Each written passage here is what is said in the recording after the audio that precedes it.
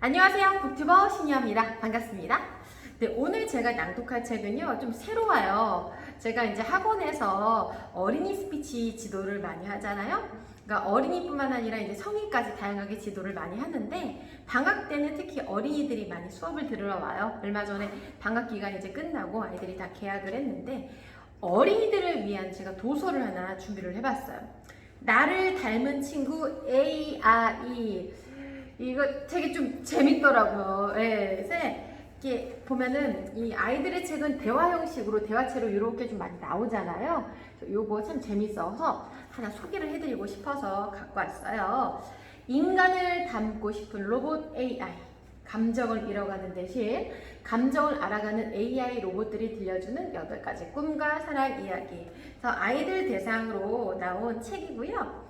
이 작가님은 글쓰기 교실을 운영하면서 아이들과 함께 동화를 쓰고 아이들과 소통하는 법을 배우고 아이들의 언어를 배웠어요 라고 하면서 이렇게 써있고, 또 이제 글과 그림이 같이 있어요. 그러니까 아이들은 그림 참 좋아하잖아요. 그렇죠? 그림이 이렇게 있는데 이 그림 작가님은 서로 다른 감성을 가진 작가들이 모여 출판, 전시 등 다양한 다방면의 일러스트 및 그림책을 기획, 연구하는 프로젝트 그룹이라고 합니다.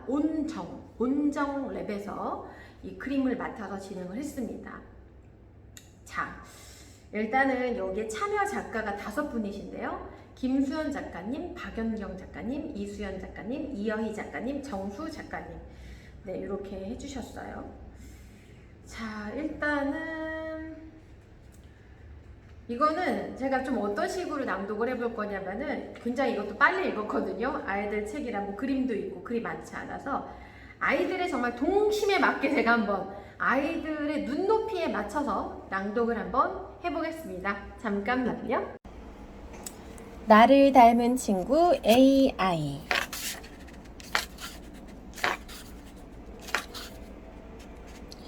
꿈 저장소.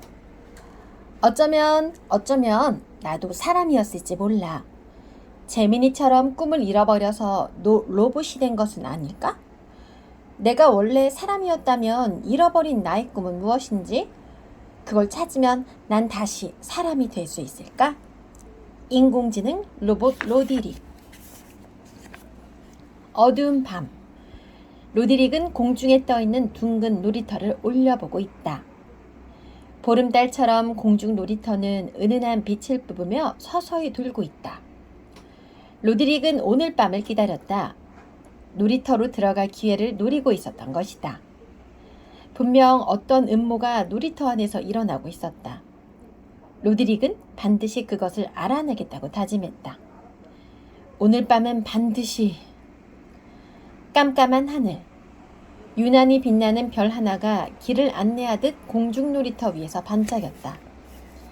아이들은 드론을 타고 올라가지만 로드릭은 드론을 운전할 줄 모른다. 로드릭은 발밑에 작은 부스터를 장착했다.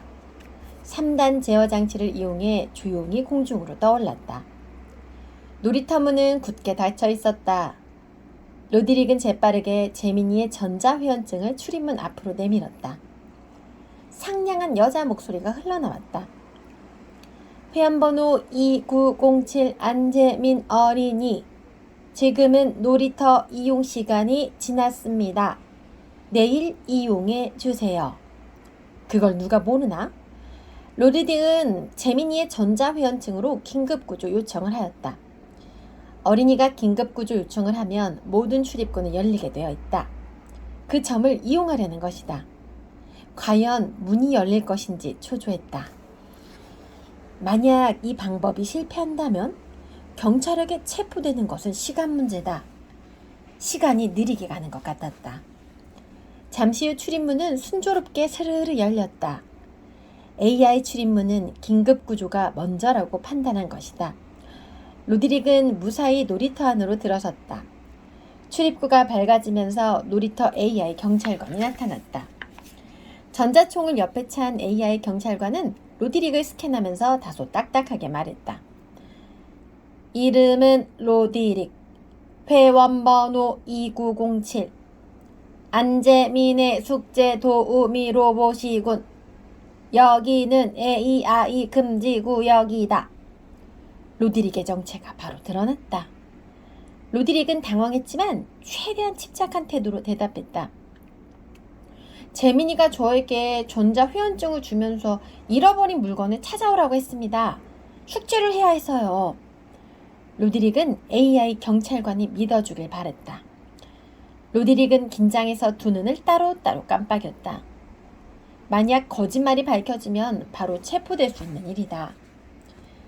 분신물 관리 시스템으로 알아볼 테니 너는 여기서 기다려라. 다시 말하지만 일반 AI는 이곳을 돌아다닐 수 없다.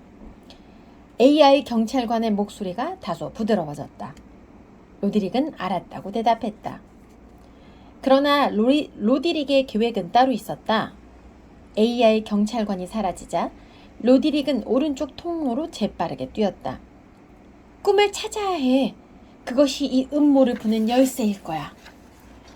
로드릭은 꿈 저장소 방향으로 뛰면서 며칠 전 재민이의 일기를 떠올렸다. 로드릭은 재민이의 모든 컴퓨터 폴더를 함께 공유하고 있었다. 재민이의 숙제를 도와주기 위해서는 꼭 필요한 일이었다. 그래서 재민이의 모든 것을 알고 있다고 생각했다. 그러나 그것은 착각이었다. 7월 8일 재민이의 일기를 읽고 난 뒤 로드릭은 머릿속 회로가 엉켜버리는 것 같았다. 2052년 7월 8일 오늘도 일찍 공중 놀이터로 갔다. 핵폭탄 같은 엄마의 잔소리가 없는 놀이터는 천국이었다. 이제는 천국이 아니라 지옥이 되어버렸지만 나는 공중 놀이터 중에서 꿈 저장소가 가장 좋았다. 그곳에서 나의 꿈인 우주 탐험가 시뮬레이션을 만들고 미래를 체험해보는 것이다. 시뮬레이션 속에서 나는 멋진 어른이 되어 우주 탐험가로서 일을 잘 해냈다. 아윤이는 우주 탐험가가 되어 있는 미래의 내 모습에 반한 것 같다. 외계인 함대를 물리쳤을 때 아윤이는 환호하며 손뼉을 쳐주었다. 여기까지는 천국이었다. 잠시 후 내가 공들여 만든 시뮬레이션이 연기처럼 사라졌다. 시뮬레이션을 끝날 때는 저장을 누르고 나와야 한다. 그런데 그럴 사이도 없이 사라진 것이다. 그동안 공들여 만든 것이 모두 물거품이 되었다. 너무 황당해서 울고 싶었지만 꾹 참았다. 사나이 우는 모습을 아윤이에게 보여주기 싫었다. 그때 엄마의 홀로그램이 불쑥 나타났다. 안재민, 너 오늘 숙제는 전부 로드릭에게 맡기고 지금까지 공중놀이터에서 놀고 있다면서? 당장 돌아와. 혼날 각오하는 게 좋을 거야. 아빠한테도 말할 테니까. 엄마의 잔소리가 핵폭탄처럼 터졌다. 너무해. 엄마가 내 시뮬레이션을 없앴지? 얼마나 힘들게 만든 건데. 나는 분해서 엄마에게 소리 질렀다. 얘가 지금 뭐라는 거야? 말대꾸하지 말고 빨리 돌아와. 그런 놀이나 할 때가 아니야. 내일은 코딩 테스트가 있는 날이잖아.